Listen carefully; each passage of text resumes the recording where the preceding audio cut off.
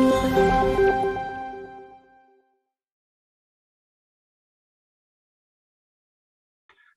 am here with Dennis Underwood, CEO of Cyber Crucible. Welcome, Dennis. Hi. Why don't you take a minute to tell us about yourself, and then we can dig into our topic for today, which is getting better at ransomware mitigation.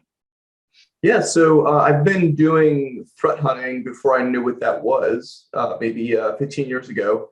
Good at finding criminals, cyber criminals. Got better at it, did some cool stuff. They got NSA's attention. Did my time in the government, in the military. Then you move on with your life. And I've been building products to try to work on more predictive and proactive response to cyber threats. Okay, so well, first of all, what do you make of the ransomware threat in general? I mean, are people taking it seriously enough or not seriously enough? What's your impression? It's definitely a point of embarrassment for companies. And the reason why I say that is because, for instance, the recent Conti leaks with the hacks between Ukraine and Russia, something like $20 billion worth of Bitcoin was counted, right? That money came from somewhere. And what's reported to the government and to law enforcement, things like that, is always a far, far smaller number than what we see flowing into the Bitcoin wallets of the bad guys, right? So it's definitely a concern for businesses, and it's becoming there's a social or business stigma, we'll say, to not talk about it, right? To try to not disclose it, because it does really have ramifications for businesses in terms of their stock prices, their employees' confidence in the company, things like that. Interesting. So let's talk about what do you think is wrong with a lot of ransomware strategies now in the corporate world or government space? Absolutely. So what we found in our own work was that, because of course we're having, like many security companies who have some folks with cryptography knowledge, you end up with these ransomware victims that are kind of quietly getting thrown your way, right? Saying, hey, help us recover. And we realized that, including our own product stack and the people we use and integrate with, that nothing was quite effective at preventing the downtime in the ransomware. What ends up happening is there's a whole bunch of behavioral analytics that are built around starting to look more closely when the bad guy starts to, or girl starts to encrypt. And in 2018, we said this is a recipe for disaster, because we're already starting, to use an American football term, we're starting 20 yards back from the line. So what we did was we started trying to figure out how can we get fast enough. The whole time this was going on, though, in the greater ecosystem, was that the criminals were learning how to be faster and faster. It's at the point now where the proverbial one infected laptop infecting a business, it's actually that one machine with 50 samples of ransomware running at once in parallel, and they've made sure to spread across 50 desktops first. So it's like the evil version of SETI at home with let's find aliens. Instead, it's, hey, can we encrypt the server? It's to the point now where an average enterprise server, based on Varonis data of how many files companies normally have, it's under a minute at this point to encrypt the entire business. It's these shockingly enormous speeds with parallel computing, essentially, only for the bad guys. And so that's kind of where we're at. And when you're trying to stop the encryption after it starts, one at a time, it's just a losing strategy. There's just no way to actually stop that, because it's just too fast nowadays. So what is the current method? So if are you saying that is the method now to try and isolate machines as the ransomware attack is detected, and that's not fast enough? Yeah, there's a couple different ways that security vendors, really smart people, right, are trying to solve this problem. I think the main difference foundationally to look at is that with like a data breach, they're bad, of course, right? But there's always tomorrow, and so they're generating telemetry to eventually figure out where the hacker is and try to find them and kick it out, right? With the proactive predictive stuff, you try to find them sooner. With the ransomware, at that point, you have maybe a second, maybe up to a minute or two before the whole business is gone. So it's very much like a bullet versus kind of something else that's more passive. And you have different methods of attack that there's been this quiet little battle, honestly, between the ransomware attackers and the defenders and IT folks for quite a while. For instance, one of the methods is having a backup-based solution where you say, okay, well, backups can get you back to where you were before the attack, right? We'll gloss over that, every IT admin everywhere always has said that it's a horrible mess to go from backup, to bring a company back to life, right? It's never a pretty picture, right? But that is a way to get back, right? And so we'll see where attackers will do things like make sure to get the backup administrator credentials and then, delete the backups. And so they're removing all of these kind of, easy way outs that companies have in place. That's kind of leaving at this point the endpoint or the antivirus-like security on the machines. And so that's been a whole separate battle between the attackers and also, the defenders trying to keep up. Unfortunately, it's been a little bit of a losing battle. The numbers kind of show that, right? Where it's every computer vendor for security says we're awesome, yet someone's paying these millions of dollars out. There are victims. There have to be. So what do you suggest? I mean, what is a better approach then? So what we've spent a lot of time and focus on is to try to find the attacker before they execute the ransomware. We have some really cool technology ourselves, but really the strategy is get the attacker before they can set the stage and then hand off the access to some ransomware attacker. So it's, one group goes in and sets up shop, and then they hand over access to the next group to run the ransomware attack. So there needs to be a faster discovery period. And that's kind of been the battle for quite a while. We've seen a lot of companies coming out of Silicon Valley and Boston and places like that, right, that try to find the bad guys faster.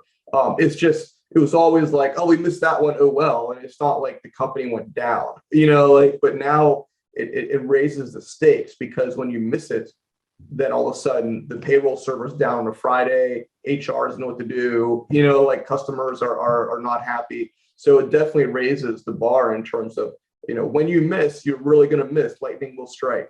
And so that's kind of where we kind of focused our company. Others have as well, right? Which is a good thing, because we got to meet this head on. Is some of this though really kind of like basic stuff? Like, I mean, easier said than done, but purging anomalous users, or taking a more of a zero trust approach, keeping your patches up to that will prevent this penetration. Because if I'm hearing you correctly, you're saying the time to catch the attacker is before the attacker has really opened up the network to the malicious, to the malware. But that's, easier said than done, right? But is some of the protection just basic stuff?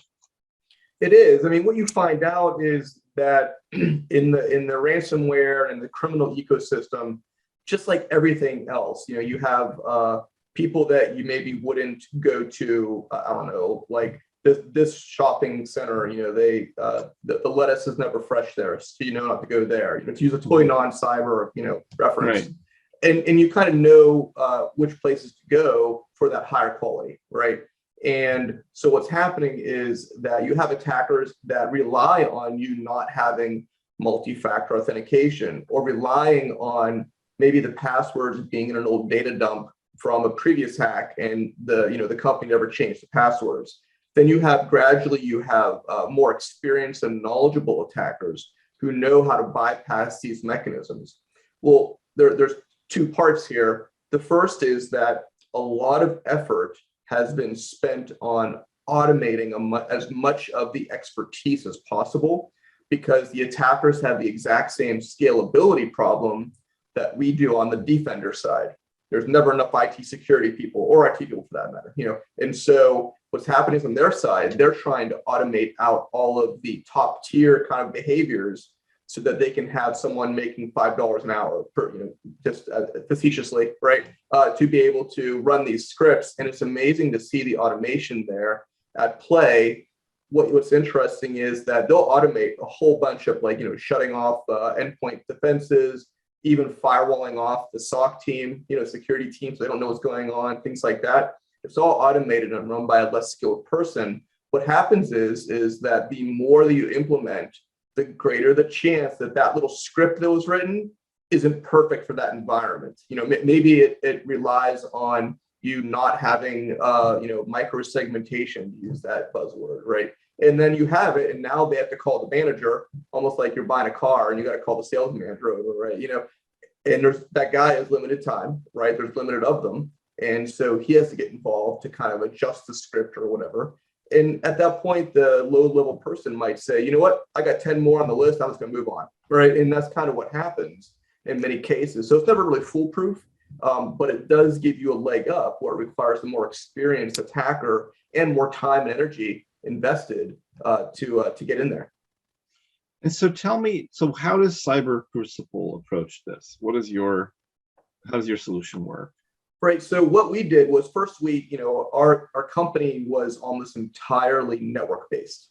And we realized that the network was too slow. We didn't have the visibility to be proactive and predictive the way we wanted to. Whenever the attacker is the criminal, sort of firewalling off of, they sort of firewalling off all of the XDR, like those cloud analytics servers that all those next gen devices use in security. We were already in place to say we have a survivability problem. We need to be able to survive even when all access to our servers or even the security team is lost. And we need to be very fast. So that's kind of where we took our stance. That evolved a little bit into, we realized that we started seeing recipes or cocktails of things that the attackers were reliably doing to bypass these really great behavioral analysis engines and firewalls and everything else. So instead of trying to boil the ocean, so to speak, we said, you know what, we have really good access because of our ransomware defense. So let's go ahead and use that access to find things more proactively and predictively, focusing just on the things that the big name security companies are missing. And that really let us kind of focus on 5 or 10 things. And it's actually proved out to be very, very useful because now we're saying we have our niche, That's great. So you're giving companies a survivable way to identify attackers before they have the opportunity to get further in. That's great. Yes, that's exactly it. And it's been proven to be successful. We'll never do all the things like these security companies do a lot of stuff, right? The security people are always really busy. We just said, you know what, let's go ahead and fill in the cracks where we see the attackers bypassing and provide that survivability. Oftentimes we do find, which is really interesting, is we have this concept of zero trust with our predictive analytics, right? Just in general as an industry. And we found that zero trust quickly for us and for others became the bad guys are on the same machines we're on. They have all the access they could ever want, just like we do, because we're in the kernel, in the core of the operating system and the kernel as well. And we have to survive their attacks while fighting back. It's a little bit like being in the Matrix, right? Where, everything is just, I don't want to say fake, but, you can't trust anything, and you have to constantly double check everything. And that for us has become the real zero trust, where it's been, okay, I can't even trust the operating system to give me valid commands, and so that's kind of where we fit. And we're oftentimes the last running program, which is a little bit scary, but it does provide that resilience, to businesses in a way that I think kind of helps point the direction towards greater, proactive kind of responses versus reactive. And anytime I see an innovation happen, I get really excited because I'm like, being the last thing running is a little bit of a nail biter, right? Like I'd rather have friends along the way to help cover some of those holes, right? Yeah, I mean, I think it's interesting. I mean, one of the issues that has come up in a lot of conversations is that I feel like you're talking about implicitly is what assumptions are people making when they think about their incident response capabilities? Like, are they assuming that they can communicate with each other? Are they assuming that certain systems will remain up, like, or they can still access the cloud or whatever? And I don't think you can make those assumptions, and I like what you're saying about zero trust. Like, can you, like, for example, this comes up, I've done some discussions about firmware attacks, and it's like, well, if you haven't thought about your firmware, you don't know what's going on. That's right. Like, that's one of our next steps. We did have a client actually who we put our stuff in there because they were having issues with ransomware. Well, it turns out that the attackers actually had EFI or bootloader kind of malware installed. It was they were having BIOS passwords changed on them and all kind of stuff. And of course, we're above that at the operating system level, so there was nothing that could be done. It was like, well, all the best we can do is get into a knife fight with them, and the system goes down. So I 100% agree with what you're saying, especially with the NVIDIA leaks recently. That's going to be a challenge for security folks for a while. One of the things you said that I think is interesting is this differentiation between sort of like these kind of drive-by attacks by relatively low-level people versus, like, if someone like really wants to get you and they put all their they're going to get you, versus like, someone who's like a low-paid functionary at some hacking gang, like maybe they'll just move on to the next victim or something. Yeah, it's really interesting to see the market maturity of the ransomware ecosystem grow over the last couple of years. We've been there, I would say, the whole way. After we had like 3 financial institutions that have never been in the news and we'll never say who they are, got hit, who were well funded and did all the right things. We realized that this can be a big deal. So we've got a chance to watch the attackers, including having sometimes heated phone calls from the developers of ransomware. And what's really interesting is that as they've evolved, they have really gotten better on the marketing and sales side. Not in technology too, yes, but on the marketing and sales side, what you end up having is at this point, we have requirements lists that I can actually hand to my sales team, because they'll have a bounty put out on the ransomware side saying, I want access of this many workstations to this vertical industry. I want that industry, that company, to be in this region geographically and have this much revenue and this many endpoints, which is exactly what like a sales team would need, IBM or something, right, to go sell Watson or something, right? So it's really interesting to the maturity. So you do have like the low level, we use the word schleps, but the low level like folks that aren't really experts. And then you have this like mercenary style bounty put out saying, I want this type of customer, with this criteria. It's very mature and very well laid out. I'm actually impressed because it's a better operation than most sales organizations. Yeah. I'm just chuckling because I used to work for IBM, and IBM sales teams do a lot of what they call reverse qualification, which is, maybe you know this, but like if they call a prospect, they ask the prospect, like, why should I invest my time in you as an account? Nice. Like basically they're saying, and honestly, it's a good approach, because it's like, if you're not going to buy something at the right price, I don't want to talk to you. So I just think it's funny to hear the ransomware, like, are you really worthy of my attack? Are you, are you big enough for me? That's funny. Well, great, Dennis, this was super interesting. Why don't we wrap up for now? But I have a feeling we'll be talking again. Absolutely. Thank you for your time. Okay, very good. Thanks.